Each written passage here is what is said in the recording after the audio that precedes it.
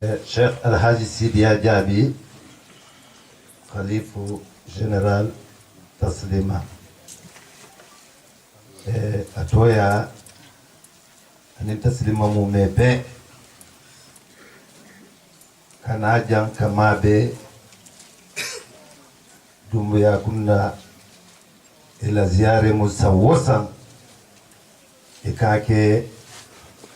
bela alfaye munketa ode kaba dumbuya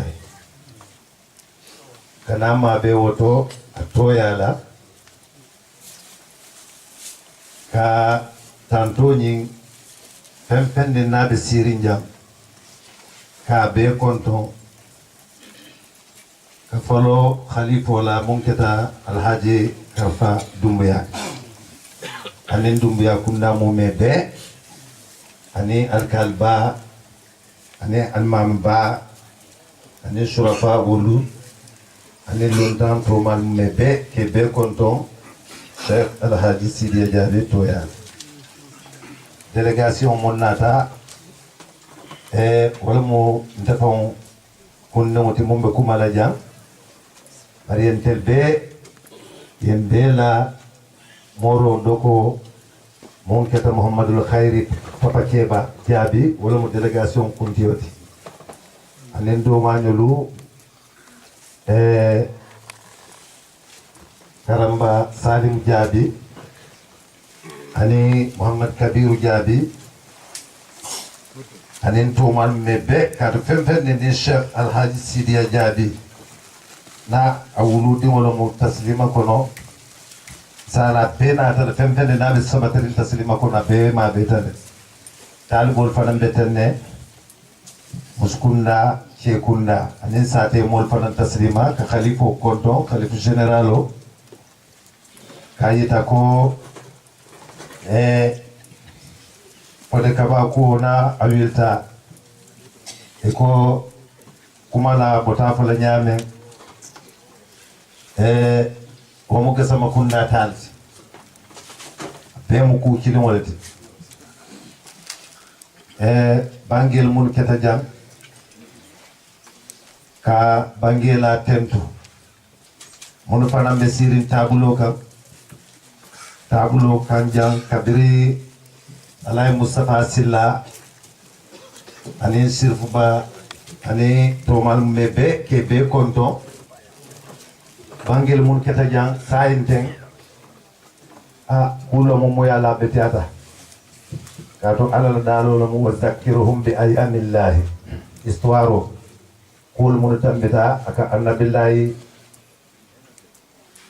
Musa aka wala ya marwala ako ikara ku kotol kacca si kacca molye kol mun tambita dol mu ku di malleti dol mu ku malleti ba na man kacca fana simmo jay ku bake kunne woti na man kacca fana isade moye kunne ko ku bati barko pour ko be bo nyonto kacca ko sang donc ka jayi ka tentu baki anin barlal mumebe barombe mun kunna jam mun kita siyarit kila fa sallallahu alayhi wa sallam ala bara labam ala balu kono ala bara labam jandabe fatula o keta kabur jurode ala bara labam l'islamu kono aketa kaburu juro abota kaburu jura dulale wala mo tingirati ka ko dame baqi hijilali jelo amanjam fa misirola anata anin kundimo o kundimo tiltanne fulatanne sabanyaw afatuta donc mo tafola ka fo o mo ku jawlati kila e baro monki kaburu juro abetiata kila kake baki kila sallallahu alayhi wa sallam aka kaburo jura uhudu kelo kono munu fatu taje kila sallallahu alayhi wa sallam kelo nyimbando ko kila fatu ta sibiti wo sibiti nanin ku mambe sibiti wo sibiti asita kaburo juraji akenyen kammala nafa mum be o duwala abe duwa mun kala sawanteli sawante jumal fana e kombe alfa mun na ko kunna jaf wala mu al mujahiduna fi sabilillah munu lafta ni alqur'ano ni sabati ala kaya tanga ray munu bula tangala fode ka ba dum biya bo mol le kono mune alqur'ano ni ka akanta ka tangandi pour alqur'ano ni akana kasara molle lota alay molle bulala ko duniya wili wo molle be alqur'ano ni iba atangandila kasaro abo molle kono kato Uhud fon kila kata mur juraje eko kuma la dumbuya sa ya bota mum fala jihad lalu kelo dol se diela dol se kuyela wo kelo kiyata kila la sallallahu alaihi wasallam sai bo mun kasar ta je mun niyo bota siyata hamza afandem fa niyo bota awa mo siyata ina tay nyum bar mari wala mun la bar mul sangata ke samba madina kono akata misil mol buru lunnati lumu yalo alum suno warta e jama samba sul kono e dor samba wol manfuta kila fawni furel be konko kanje wala mo afande nyenti hamza na fama be fakili sai kila fawna ta kila ki sallallahu alaihi wasallam akoy femfende samba ni e be murundina ne mun fata sa so kono je kane bade e murundina e kelo kedame isi badeji ina take wo nyamale kasarol keta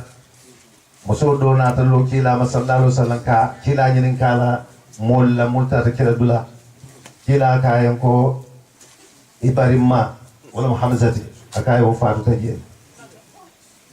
akaye ibarinke anobe bakil fakile abdullahi ibn jas akaye wo fanan fatu taje kila kaye Mus'ab bin Umair wala ma afutu ke kan akaye wo fanan farta je mo saba donc wo kasaro warta fo Hamza bare muso Safiyatu woni wo mu kila binki malti o kabinala pour kana fure nyinje kila balanta kila manso kila ko e kana so bar muso nyin ko faya abarinke fureji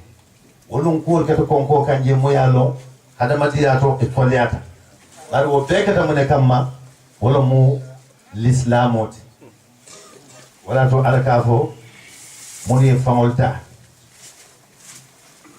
ba dino ni ka moltu bindi soniala wala forcé donc muni aka forcé wo molu ni fata mol kana mere fo furel la muy tide e be balorinde place le be bulu o place le yake ete kala no fureti o mu ko balati na dino to o to alfani ne baro mun ke ngol gele o barolu ni ko mol na ta wili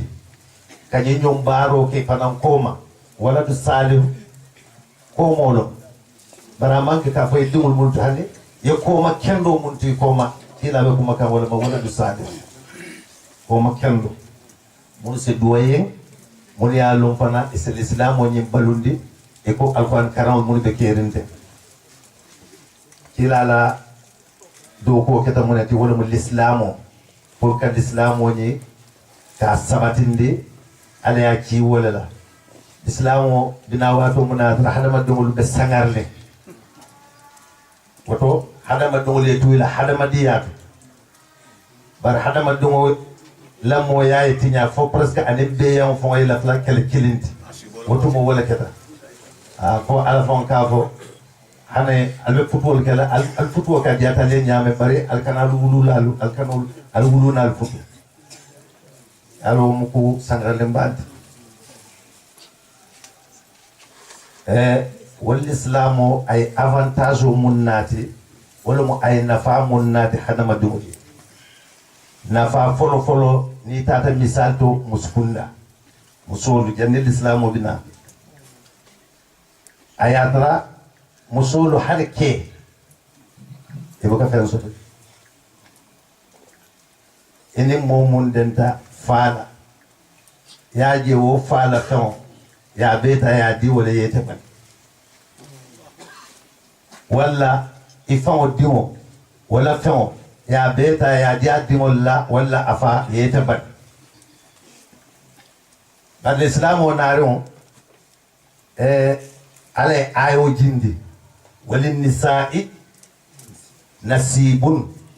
mimma taraka alwalidan wal aqrabu sai abanta kabri l'islam o nata akamta bi ni luwa be kere ko dekret sai woto musu islam o le wodundi yande l'islam o kana wote ke musu isalon ko niyo bayenne awulula fulolla kodoto ani abadin sutul wala ma fango dimo wala mo kotawol mun baba la sen niyo soto no mun to ke ba soto na nyame muso fa nan ba ta soto lo nyama de hani te kala yel islam oje di yel islam o le jaw yandi ko be ni problème mo bebe dunia kono ya be ke l'islam o tal or que l'islam nata ay hero mun nata mol kam misal to musol lañi kam musolu kan yo dila ni ifal banta ifana janta mun soto kan yo dila ni ba manul banta ijanta mun soto kan yo dila ni dimul banta ijanta mun soto kan yo dila ni ba din sutul banta ijanta mun soto islam o lew l'islam on a tamuru ay décret do fananke wala mu ñenti wala ni say nasibu mimma iktasabna say musofana ala fen mo do ta ke tala no say woto musoda fen adi woni sa ke ta no ala musoda fen akere sa ke ta no ala musoda fen abadi masuton sa ke ta no islam avantage ba fula ay mundi musoda bari ko ñimbe mu ne fon ñenna wala mu kayiti ko musofana setara nole société kono ay tra activité do comme qui katra no nya parce que ndiamo ibe keta o te na fulo ni oto dino nyin di ko muso keta na fulo ni nyame muso fana se famo nyin no nyama parce que be keta la mo ne ne ate ala son da ko se muso keta no oto famo oto muso be famo nyin na de iko cheka nyin nyame ni kuya soto adumul ya keta wala ni alamol fara nin ku yesoto musonye si keta oto musobo mum taw munyelina ni tata dino silola avantage mum be musoye alinke ibe kanyan parce que wona fulo ala ta mum muntige wala ma folo jako ala na fula si jako bondel ayo jako mum bandila jako mu ko bande farlo radio mum boto anaba dila miskino mun hijo avantage bala fa no modi alo na fulo asita hiji no zakatul fitr wala musunkar mudu asabun leyon asafano yimbe asembe ko ala kodo wala le e bi yimbe kidin kilina o manka ko mun nin ke da ya kate parce que afon ala kasbolo mo afon le nyin dogu awdo abe sada mum boloto wo sadalu anin abe ala farlo mum bolo ko doto woni nyin do teken no woto kayita jande l'islam kana avantage mun sotota anin bi wo ko na mo beti a société ko no ya be la l'islam le bar wo fana sabu tamune da misidi molu famolu parce que bi ye mullondi molye misidi mo muso fon ye pare de façon de londaye mu yalo hantabiro fon be ko rela no agadal imam biselo muso ima abula société ko no bi min kamala ka ko nyanta ku fon kala no hantabiro mu yalo anyanta kala ye dondu ko mo bulakanna wodondu ko fon e tabiro ko len namal woto nga exemple ota na Khadija radiyallahu anha na Khadija do commerçante do commerce ako woni o commerce o ay kiilaje woldo ay kiilaɓude sallallahu alih wa sallam komo employé ka kiilata ka dow fota ka diyala aka julayaka anata mila kiila caractère o nen dajigo mum ɓe kiilala anata hamenina ka kiila fam fuɗo kata aka kemu façon o ñini wala mo ñi Muhammad tentable bari dajigo o baata kabrayata fo l'islam o naata foy dunta l'islam o kono kiila ya sallallahu alaihi wasallam ayatra yimɓe na fuli ñino munna muslimi ya naari mu fana o na fuli ñinin kilimu fo kiila ya encouragé par kiila nen ma balala mun kambala parce que l'islam o jomala ya financé wato mun na moɓe mallati l'islam o la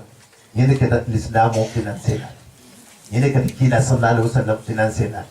ñine kata ala dimbalu wolma dimolu i financé la parce que bi kelo mum ɓe misilimo kan wala mo ñinti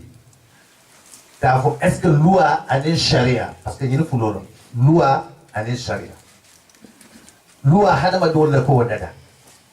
sharia mo ala tanet adu misilimo manñan ala ta tulage ye hadama dum tata abuka tanu ala ta l'islam o yewoleta ni be kala muslimo de ala la sharia e boleta ala la sharia e boleta adu wa sharia na salo sumo jakabo ani hijo ani dimania olbe batolo farlo lomu e kola mais pour ben na moyal ko mudi alo dino fana yewol be tale ke be londi kilo kili nyande kele nyam ada be dino le kono e kono futuwol de nyame mariage woni nyande tamala nyam o be sariya on le kono divorce o be sariya on le kono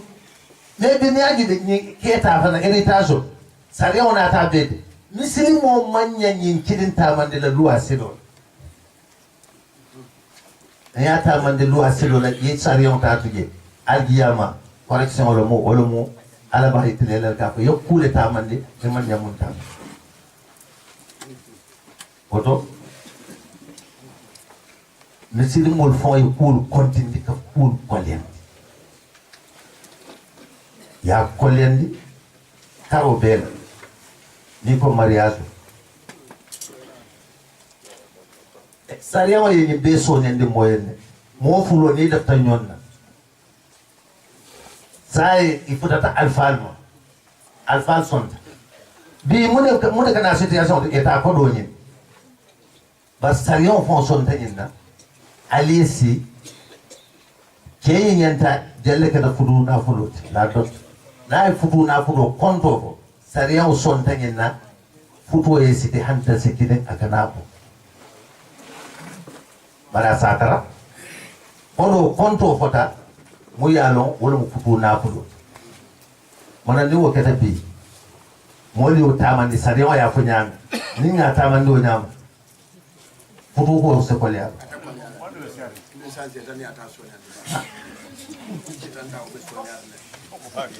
sa futu o sitita bare ko wultanna lo ko ke wultanna lo bonde afa wultanna lo tembo wultanna lo tembo ni dafta musola tala wulula alfana lafta alfutuosi sai ni futuosi dita sariya ujubede ayo karo monte ka soni yake sai ni musoni be dila kela wato sai kumona ta wor munyenti futu na fulo mun fota futuosi dita ila musolo bar pour kanyenta ka dila akata sungudu ba akata sarbu ba sai futu na fulo o mu forcer lete ko ko la o futu na fulo fa na parete ko wala e ko e fentende ko sai sarion fa no sonda lon na ya jibe yindu na muso fele futu sedita sai no muso nyanta dila fenta bul pour ka futu na fulo ke sarion sonda rubu dinaro ebo wala mu alata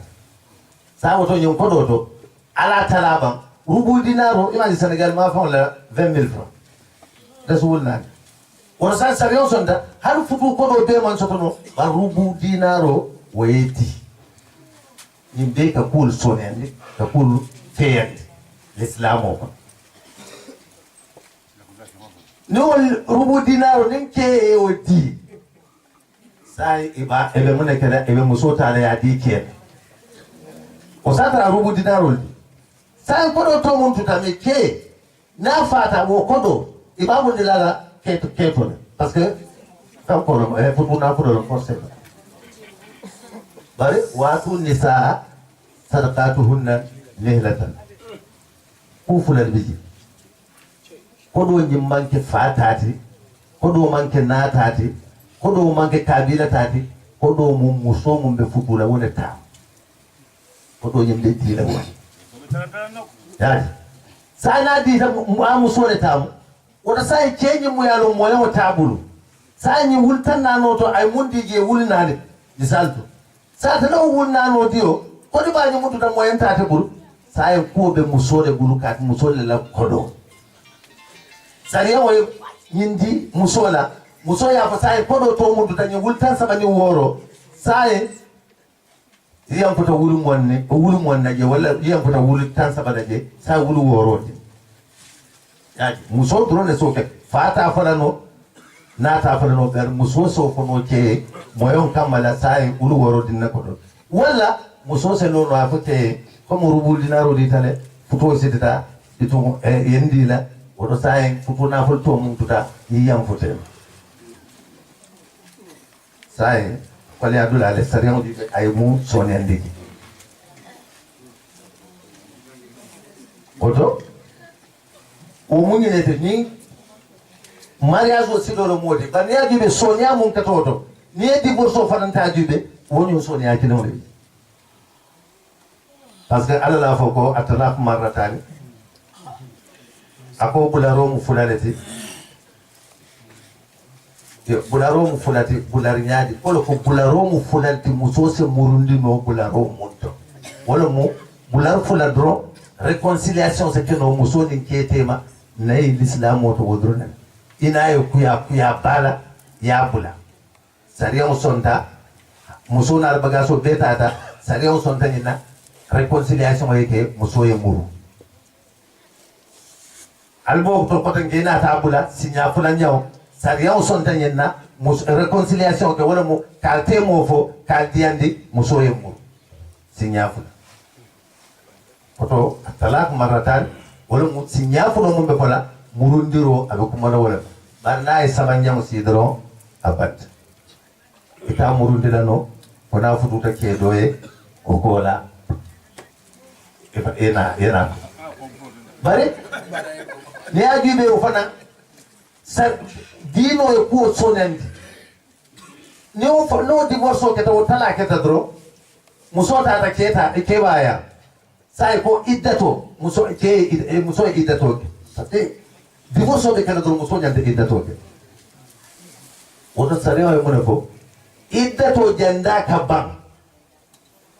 bala iddato mamba nin ke lafta muso e muru wala muso lafta anin ke ganta nyento a sande me nganyon fahamu wala mutai sonko banta kuya banta muru so kono muso nyembe muru na so kono le futu siditije futu na fulu botije fempenenti parce que iddato mamba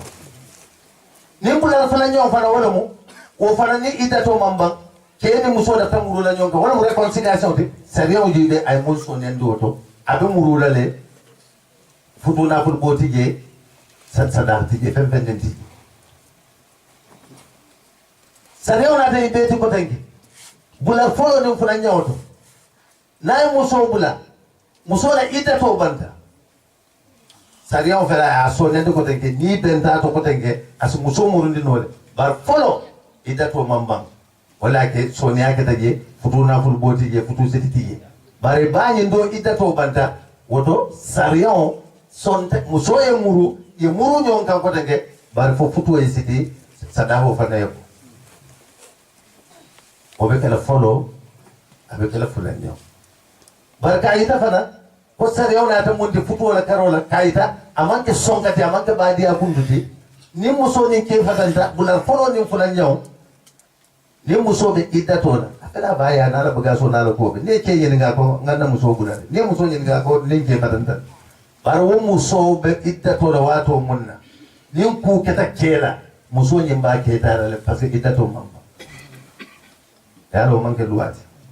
kadon ala la sariya mo mo tibi mo be nganda ta mala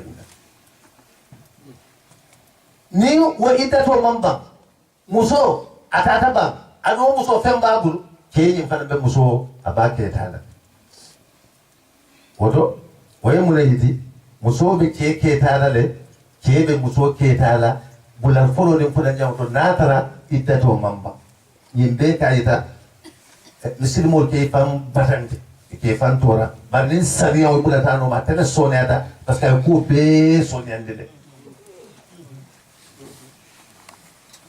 wal mukullati mu yalo misilmiyatu ibadato ya kanta nyawnya muamalato ni ma kanta nafata wala to jinu fulo na société kono na moyal kono birina kulliyolu fonna futuwolu fonna divorce fonna ko règlement le ba de l'islam ko ne te mun tamande la loi selo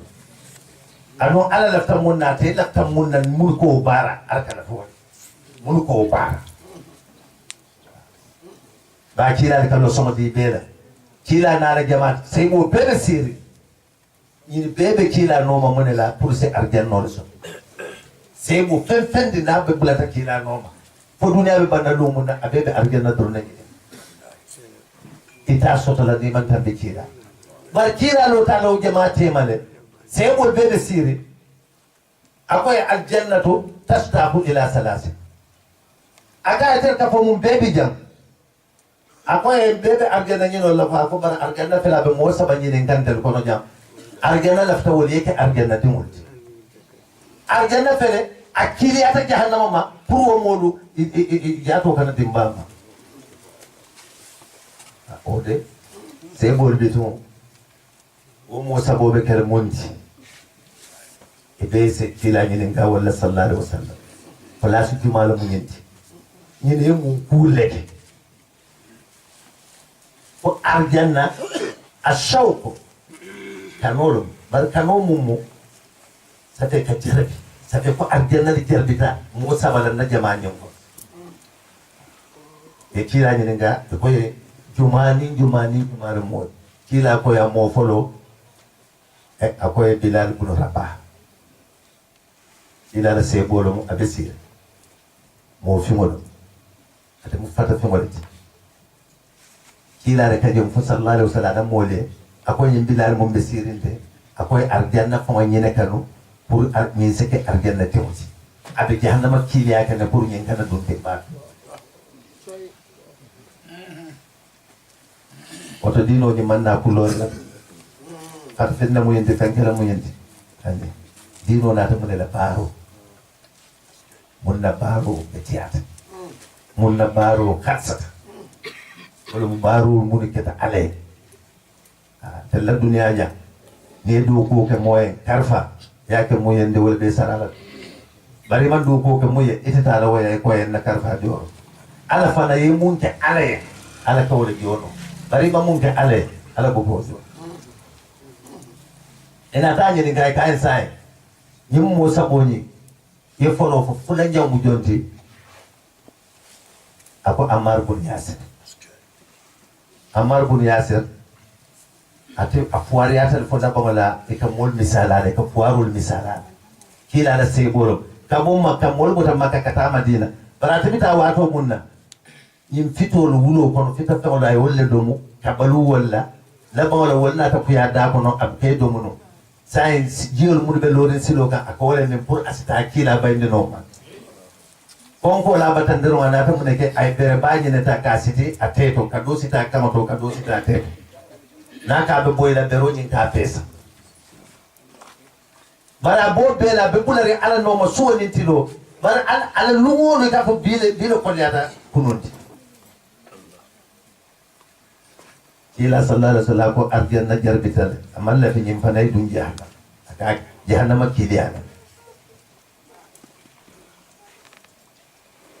woto wobe wosotta munela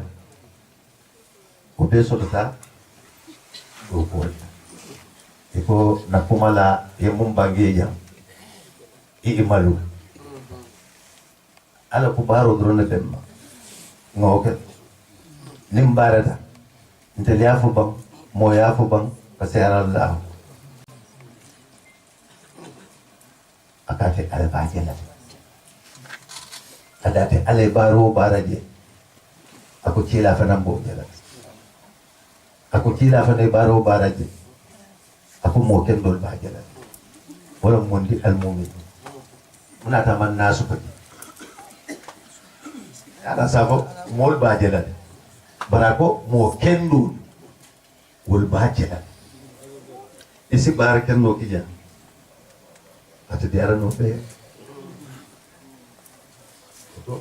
ako mo kendu abe diara wote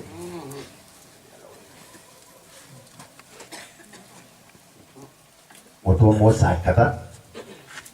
alfalla sila koto nyinu yilla mu koti mu yalon asimo nafa parce que kuluro nyimbe wala kon ni de baro mun kamisir mol ka fu nyoma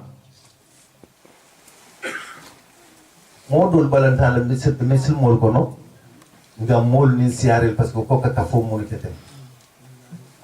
barkila sallallahu alaihi wasallam kabra bota makka atata madina ay batani ko be kabra ale soni akaye abe dunna lumun ay moneke kila fa musida ako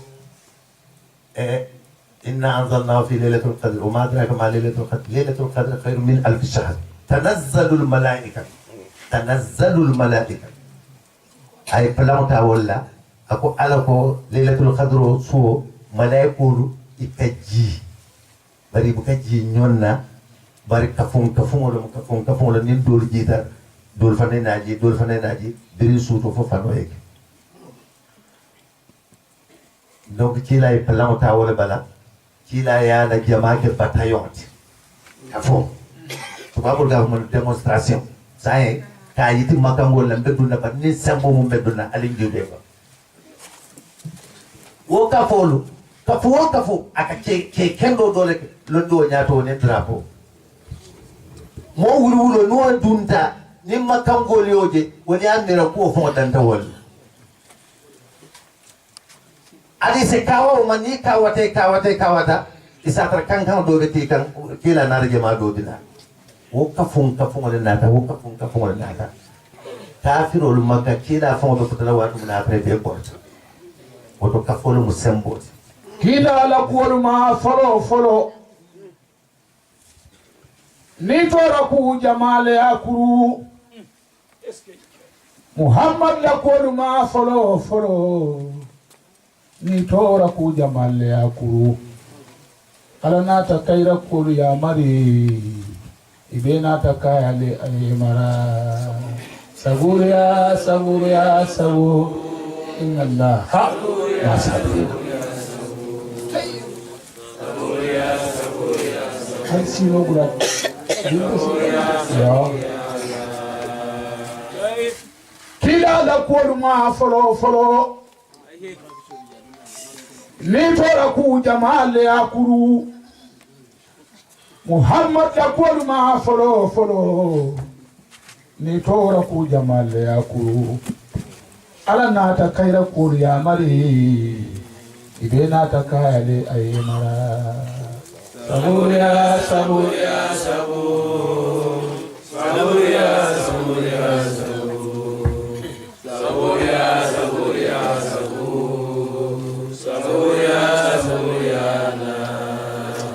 kawandila nyin kuma firin farin min sonda modu finkita kawandila nyin kuma firin farin min sonda modu finkita iye dala kuntu mobe tolula sine yawal batan dilakira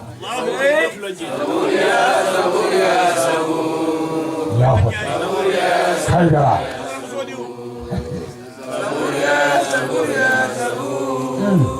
Zabur ya Allah kafirolu fundita wolon ne tata si muhammad baye babatun kan warsino jawo e kafirolu ta alimaje kila na la abubakar le fundita itata si madinatul munawwara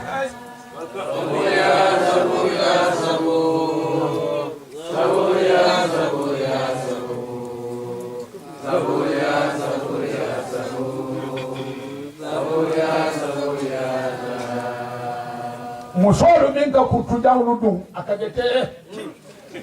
walin cewolu minka tulto taluta musolu minka pantolonu dum walin cewolu minka tulto taluta yara faminu de mukila la danka molleti nyabo lete la kuto lakira kurani mokai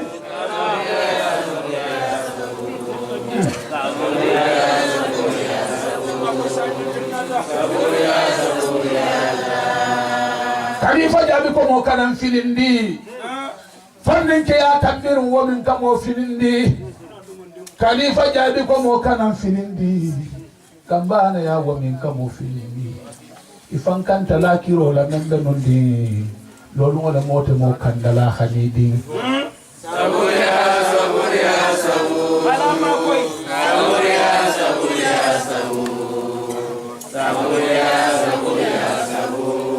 yey ko mo kana to ni di ya doronto sabaro ke ni ku ya fananu dola ko mo kana to ni di ya doronto sabaro ke ni ku ya fananu doto dunia le fambe banna ni ku ya la saya wala sabu kamba ko manyo kawandi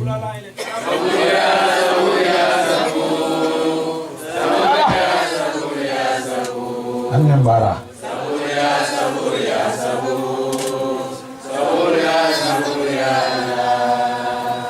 tinna faran ko misilime salbalol mudanka tolleti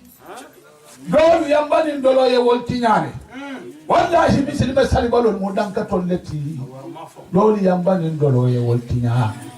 ya marmala ko lu si jarabi da fa'ulu bendula to lakira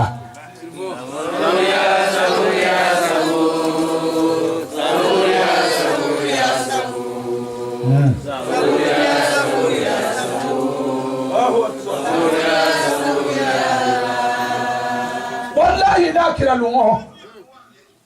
nkali ena wolu salba lo si sola moli ye wali la kira lungo nkali ena wolu salba lo si sola moli ye wali wolu ayata de ye nyo wali si lo da soron ani men si wuri mo bu kefele kan tukawa ko jamal le la kira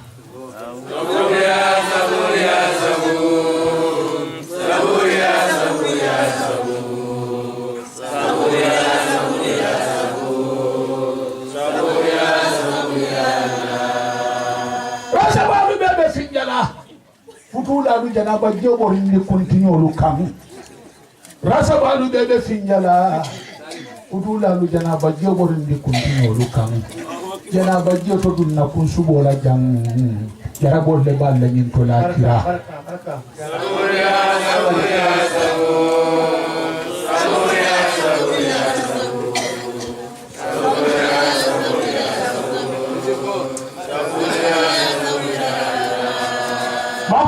ko mo kanan filindi kambane ya wo min kamo filindi ifan kan talakiro la membe nondi lolu wala mote mo kandala khanidi idi abu kan ikana ki kandi alfa bu kam mami sine barandi ni mu londi titi foye na yitandi dunya to janna fati je folondo par mo kana to ni dia doronto sabaro kan ni ku ya fanan nudoto dunya le fambe banna ni ku ya la saya wala sabu kam ko nganyo kawandi Toni salo kana nyina la mume kana ta moye asidoti mume hanna fi ko kana kata la mume isi dan fa mola ni sine filindi ka tu sina je moye fa bedari kura kolo be dolu de belari konko be dolu tora de be siri sai ta mansunu mu de ku fandi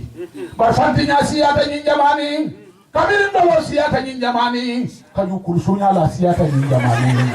dunya la bandu la bolen silandi Yenda subaru balu min beroka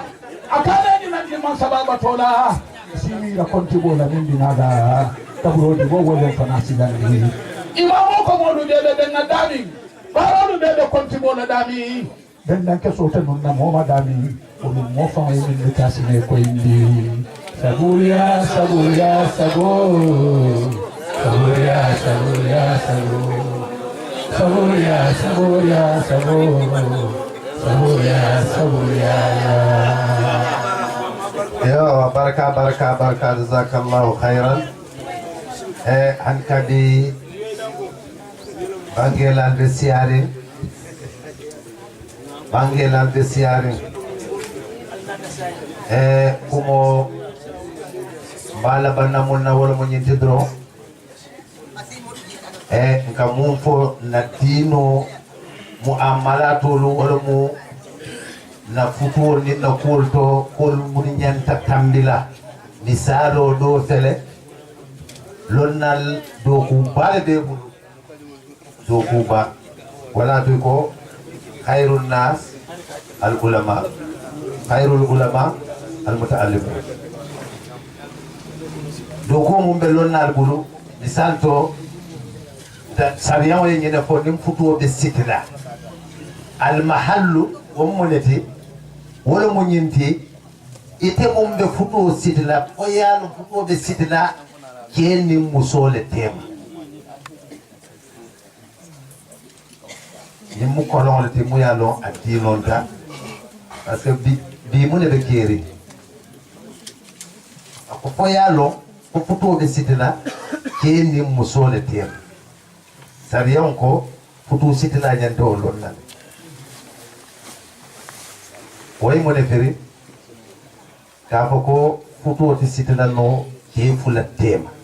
del islam ay mo ne feri futo ti sitala musufula tema dal islam woto way mo ne ni l'islam mo man la fi gorgi gen yala l'islam mo man la fi lutu kanke yala propaganda mo be warling li nga ñim fo france kan wala te fay tuma bankol kan ngafo ya bula youtube jandi ba fala loko kelendro isena no parce que ngakuma bala adum man kuma ba fo ngakumo mum fo mo kuntan kumo mbole bayka yaje sariyan ko futu sitla nyen ngaroke mumbe futu la ketodu ya to muso todu ya muso nin ke futu be sitla wala te makwa sariya ya sit ka to lutu kanke ya bi amasibo awarta adu fonyono mu afonyo bina kan do futa talo bar mumbe ko ma bi har place kendo pour ya soto banko dole kan waye ke gida dutu kanke ya woto kuluro bi kuluru bala be molbu abe siare hanin na banko fanka no kun ko bar wotu mo tuwa banko kan abe siare bara be no kundi ne bar bi ate no kundi foye luwal fa wadada ke nin ke se futuno musunnin musu se futuno oto wol mu kullete mun yalo be se wolon kafo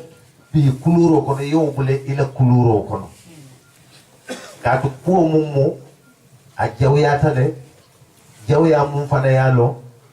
fo alanata i halagi la mu yalo a halago alanene ma lamoka